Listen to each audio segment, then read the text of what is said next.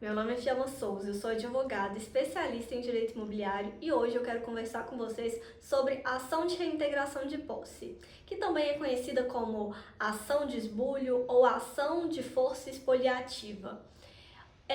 Essa ação de reintegração de posse é um dos instrumentos jurídicos principais do direito civil e do direito processual civil, destinado a proteger o possuidor de um imóvel que tenha sido injustamente privado de exercer sua posse. Essa ação ela é regulada tanto pelo Código Civil de 2002 quanto pelo Código de Processo Civil de 2015, mas nos nossos dispositivos anteriores ela também era regulada tanto pelo Código Civil de 16, nos artigos 499 e 506, como no Código de Processo Civil de 73, nos artigos 926 e 927. O objetivo principal da ação de reintegração de posse é restituir ao possuidor o bem esbulhado de maneira violenta, clandestina ou precária. A ação, então, de reintegração de posse é uma das formas de ação possessória, que a gente sabe que existem várias ações possessórias, tanto para esbulho quanto para turbação. No caso de um esbulho, nós entraremos com uma ação de reintegração de posse. E ela é utilizada, então, quando o possuidor ele é privado de exercer a sua posse por um terceiro. E essa privação, ela acontece por diferentes motivos, como pela violência, pela clandestinidade ou pela precariedade. Além de buscar, então, a retomada do bem, o possuidor ele pode também requerer uma indenização por eventuais prejuízos que ele tenha sofrido. Entre os exemplos mais comuns de situações que envolvem essa questão de ocupação, de invasão de propriedade alheia, a gente tem como uma solução a ação de reintegração de posse. Vale destacar que, quando a gente está falando de ação de reintegração de posse, a gente não está discutindo de quem é a titularidade do imóvel. Nós estamos apenas discutindo quem é o legítimo possuidor do imóvel.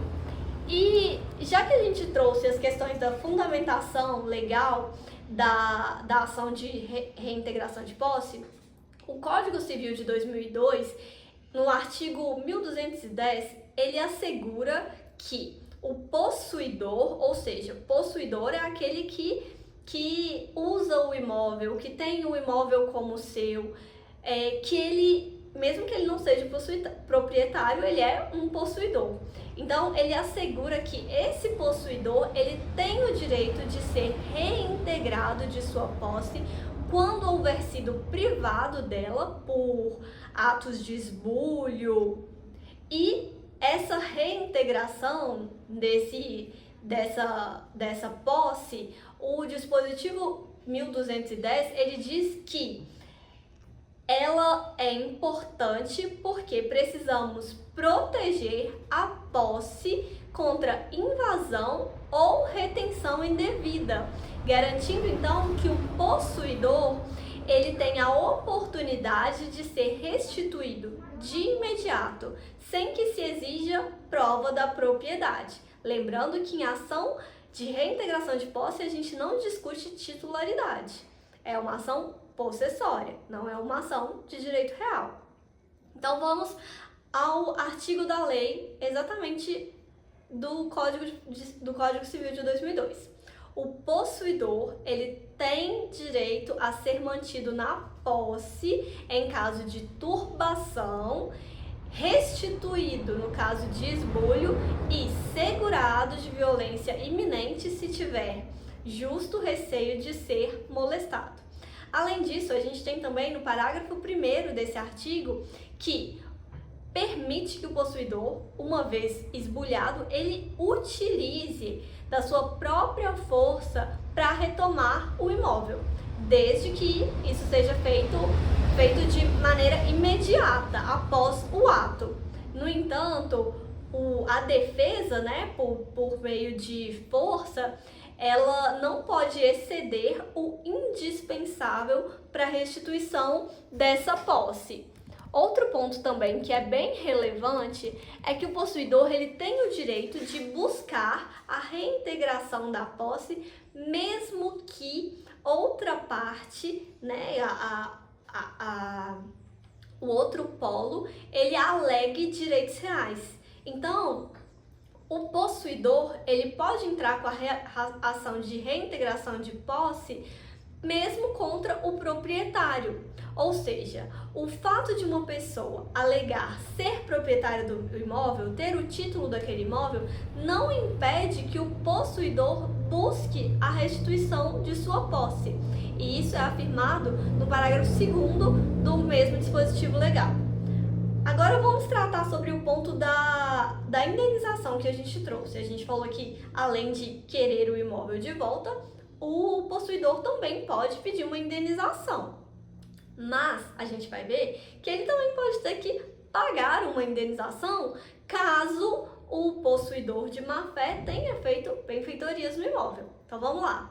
Um dos diferenciais, então, da ação de reintegração de posse é a possibilidade de ser movida contra terceiros. O artigo 1212 do Código Civil, ele permite que o possuidor despojado da posse por esbulho, ele ingresse com a ação contra terceiros que tenham recebido o imóvel, mesmo que não tenham sido os responsáveis diretos pelo ato de violência, desde que eles tenham conhecimento de que o imóvel foi tomado de forma indevida.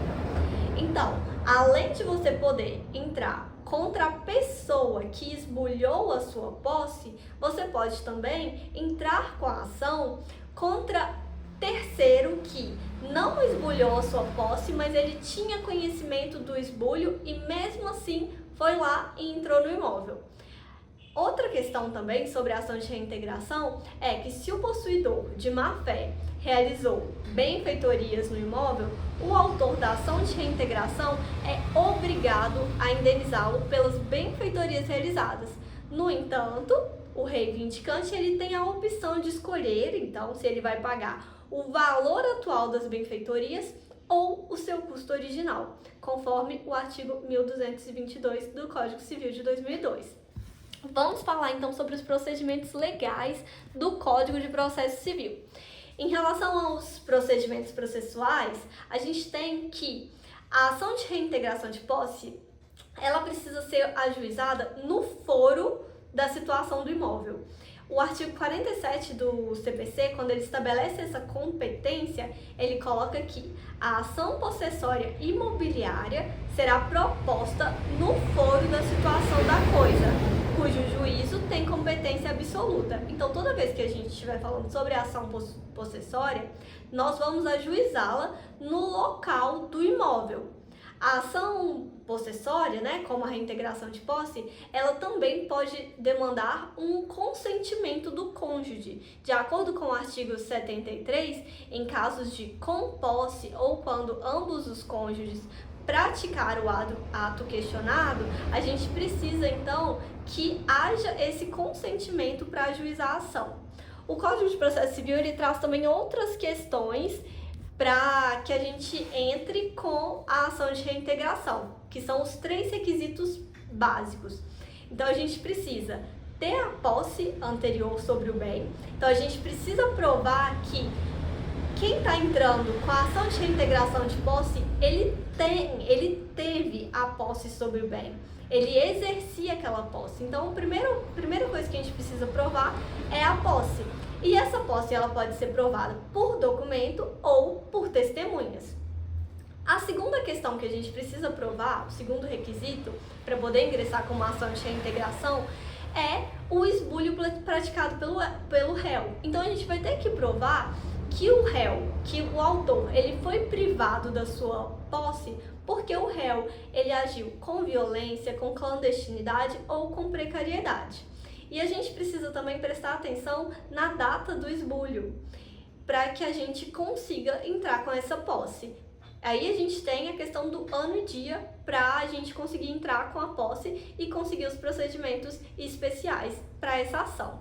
Esses requisitos, eles são todos essenciais, fundamentais para que a gente tenha uma ação de reintegração de posse bem instruída, que a nossa petição inicial ela seja bem fundamentada. A partir então da apresentação dessas provas, o juiz ele pode deferir a liminar de reintegração de posse sem, por exemplo, ouvir o réu, que é o que prevê o artigo 562 do Código de Processo Civil, possibilitando uma retomada imediata do imóvel pelo autor da ação. Bom, eu acho que a gente passou então pela questão do conceito da reintegração de posse, pelos requisitos da ação do reintegração de posse e, por último, a cereja do bolo, que é um detalhe que acontece, que muitos advogados esquecem e que é extremamente importante, é que a gente precisa lembrar de individualizar o imóvel reintegrado. Por quê? Se na petição inicial a gente não coloca com precisão qual é a área esbulhada e quais são as confrontações e as características dessa área, é impossível o cumprimento da tutela jurisdicional por falta de individualização da área perdida. Eu espero que vocês tenham gostado desse vídeo. Até a próxima!